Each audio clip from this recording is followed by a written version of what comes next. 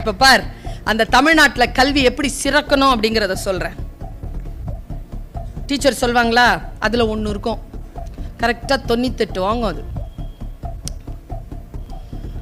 என் கிளாஸ்ல அப்படிதான் மேடம், 98 வாங்குச்சு ஒண்ணு. எப்பவும் 98 வாங்கிடும், 99 வாங்க, 98 வாங்க. ஆனா ஒரு நாளும் அந்த 98ஓட அது வீட்டுக்கு போவார். அந்த பேப்பரை எடுத்துட்டு என்கிட்ட வரும், மிஸ் இந்த 7 மார்க் கொஸ்டினுக்கு நீங்க 5 மார்க்ஸ் போட்டிருக்கீங்க மேம், இதுல எந்த தப்பும் இல்லை மேம், நீயே போட்டுக்கோ. நான் தப்பு இல்லைன்னு தெரியுதுல உனக்கு, போட்டுக்கோ. தப்பு இருக்குன்றதுனால தானே நான் 2 மார்க் குறைச்சிருக்கிறேன். இந்த 2 மார்க் அதுக்கு விட முடியாது. அதால இன்னொன்னு இருக்குது, அது மொத்தமாவே 2 தான் வாங்கியிருக்கோம். அதுக்கு கவலையே இருக்காது. என் கிளாஸ்ல 98 அழுவுது. என்ன அப்பா திட்டுவாரு, எங்க 2 மார்க்குன்னு சொல்லிட்டு கேட்டு, நல்லா தான் படித்தேன். இதுல சி லூசியே அழுவுற? அப்பா கேட்பாரு 2 மார்க் என்கிட்ட இருக்குன்னு சொல்லு. இதுகிட்ட 2 இருக்குல்ல, அது சொல்லுமா போய். 2 மார்க் வாங்கிட்டு சிரிக்க கூடாதுன்னு இதுக்கு தெரியல, 98 வாங்கிட்டு அழக்கூடாதுன்னு அதுக்கு தெரியல. சிஸ்டம் அப்படி இருக்கு. ஏன் பண்ண, இந்த 98 ஜெயிக்கணும்ல, ஸ்டிஃபா கை உயர்த்து. எத்தனை பேர் 98 ஜெயிக்கணும்னு நினைக்கிறீங்க? நிஜம் நிஜம். Run with me. இப்போ சொல்றேன் சார், கை கீழே போடு. இப்போ சொல்றேன் எப்படி ஜெயிக்கணும்னு. என்ன பண்ண, இந்த 98 அந்த 98 பார்க்குது என்ன, இதுக்கு தான் கூப்பிட்டு வந்தியா இந்த அம்மாவை? நாங்கள் நல்லா தானே நிம்மதியாக தானே படிச்சுட்டு இருந்தோம். நீ என்ன பண்ண, 98 பாரு நல்லா, சரியா பார்த்து வச்சுக்கோ. 98 மட்டும் பார்க்காத, அந்த 98ன்னு ஒரு பேர்ல எழுதி இருக்கோம்ல. ஐயோ இந்த டீச்சர்ஸ், அப்போ மட்டும் உங்க கையெழுத்துக்கு எங்க தான் அந்த அழகு வருமோ.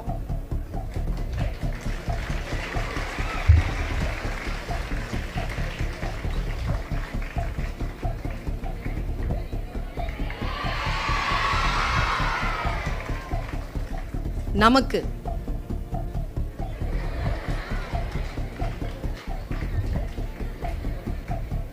நீ என்ன பண்ண, அந்த பேப்பரை பார்த்து வச்சுக்கோ. ஜெயிக்கிற வழி சொல்றேன், பேப்பரை பார்த்து வச்சுக்கோ. உன் பேப்பரை பார், எவ்வளோ வாங்கியிருப்ப? சும்மா சொல்ல. 40? இவ்வளோ நிறைய வாங்கிறியா? 32, 19, 20. சும்மா இரு, அதெல்லாம் வாங்குறவ இருக்கிறதான். இருக்கிறியா இல்லையா? ஜெயிக்கிறது சொல்லித்தர. எதையும் மாதிரி டாக்டர் கிட்டே வக்கீல் கிட்டே எதுவும் மறைக்கூடாது, டீச்சர் கிட்டே அப்படிதான். சரி 30 வாங்குற பிள்ளைய எடுத்துக்கலாமா? ஒரு பொண்ணு ஃபர்ஸ்ட் மார்க் வாங்குறான்னா, ஒரு பொண்ணு ஃபெயில் ஆகுறானா, 2 பேருக்கும் ஒரே கிளாஸ் தானே, 2 பேருக்கும் ஒரே டீச்சர் தானே, 2 பேருக்கும் ஒரே டைம் தானே, 2 பேருக்கும் ஒரே ஃபீஸ் தானே. என்ன பிரச்சனை? எங்கே இருக்கிறது பிழை? அந்த பிழையிலிருந்து நாம் எப்படி நம்மை தயார் செய்து கொள்ள வேண்டும்? நான் இப்படி சொல்றேன் பாரு, உனக்கு ஒரு ஸ்ட்ராட்டஜி சொல்லித்தரேன், கவனிச்சுக்கணும். உன் வேலை லேர்னிங் தான்.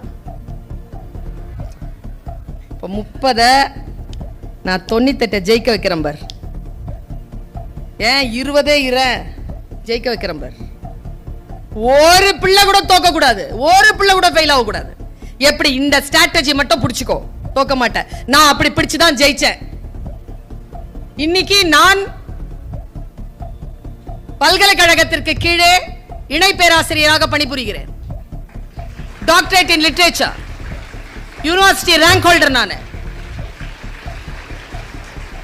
இந்த ஸ்ட்ராட்டஜி தான். என்ன ஸ்ட்ராட்டஜின்னு மட்டும் சொல்றேன் பார். 30 என்ன பண்ண, வீட்டுக்கு போ, பேப்பரை பாரு, கொஸ்டினை பாரு, கொஸ்டினுக்கு என்ன என்ன எங்க உனக்கு தெரியலன்னு பாரு, எந்த விஷயத்துல நீ தப்பு பண்ணன்னு பாரு.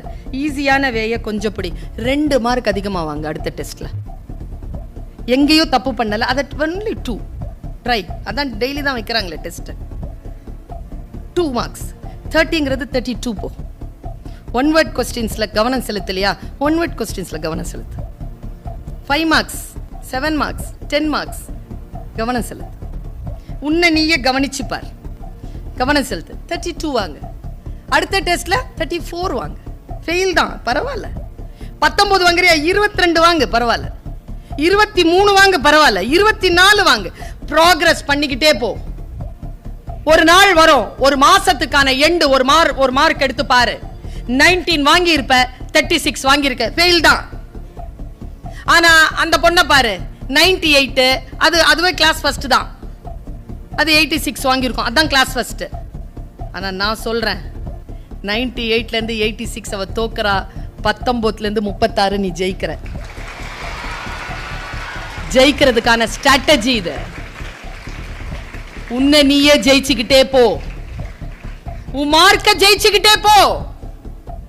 யாரையும் திரும்பி பார்க்காத, வேடிக்கை பார்க்காத. அதுக்கு தான் உனக்கு கொடுக்கிற ரிப்போர்ட் கார்டுக்கு பேரு progress report. You show progress. குழந்தைகளே, நீங்கள் எந்த ஒரு பிரஷருக்கு உட்படாமல் என்ஜாய் பண்ணி இஷ்டப்பட்டு அதை படிங்க. ஒரு விஷயத்தை புரிந்து கொள்ளுகின்ற பொழுது உங்கள் மனதிலே ஏற்படுகின்ற மகிழ்ச்சியை கொண்டாடுங்கள். ஒரு கான்செப்ட் இருக்கா, அந்த கான்செப்டை புரிஞ்சுக்கிட்டியா, கொண்டாடு. அடுத்தவர்களோடு பகிர்ந்து கொள். ரொம்ப குறிப்பா ஒரு விஷயத்தை சொல்றேன், யாரோட இந்த வகுப்பு முடிகிற வரைக்கும் யாரோட நட்பா இரு தெரியுமா? உன் எனர்ஜியை குறைக்காத, உன்னை என்டர்டெயின்மெண்ட்ல ஈடுபடுத்தாத, உன்னுடைய நேரத்தை குழப்பாத மனிதர்களோடு, ஸ்டூடெண்ட்ஸோட கூட இரு.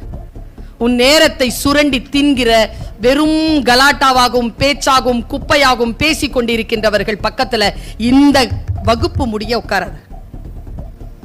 வாழ்க்கையில் நாம் ஜெயிக்க வேண்டும் என்றால் நம்மை நாமே சீர்படுத்தி கொண்டு செல்ல வேண்டும். எவ்வளவு கவலைப்படுகிறார்கள் பெற்றோர்கள் தெரியுமா? எவ்வளவு கவலைப்படுகிறார்கள் அவர்கள் கவலைக்கு எது தீர்வு? என்னையே சரி செய்து கொள்வதற்கு எது தடையாக இருந்தாலும் அந்த தடையை ஜெயிக்க வேண்டிய கடப்பாடு உனக்கு இருப்பதாக நான் கருதுகிறேன். உன் வயதிலேயே நீ மாற்றிக்கொள். நான் ரொம்ப சூட்சுமமான ஒரு விஷயத்தை உங்களுக்கு சொல்லி கொடுத்துட்டு போறேன். உன்னை நீயே கவனி, உன்னை நீயே நீட்டா வச்சுக்கோ. டெய்லி குளிச்சுட்டு ஸ்கூலுக்கு வா. டெய்லி உன்னுடைய பேக்கை நீட் பண்ணு.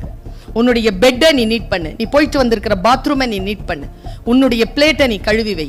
உன்னை நீயே செல்ஃப் டிசிப்ளினா பார்த்துக்கிட்டனா உன்னை ஜெயிப்பதற்கு இனி ஒருவனும் இந்த உலகத்தில் பிறக்க போவதே கிடையாது. உன்னை நீயே ஜெயித்து கொண்டு போக வேண்டும் என்றால் நான் செய்த சில விஷயங்களை நீயும் செய்ய வேண்டும் என்று நான் சொல்லுகிறேன்.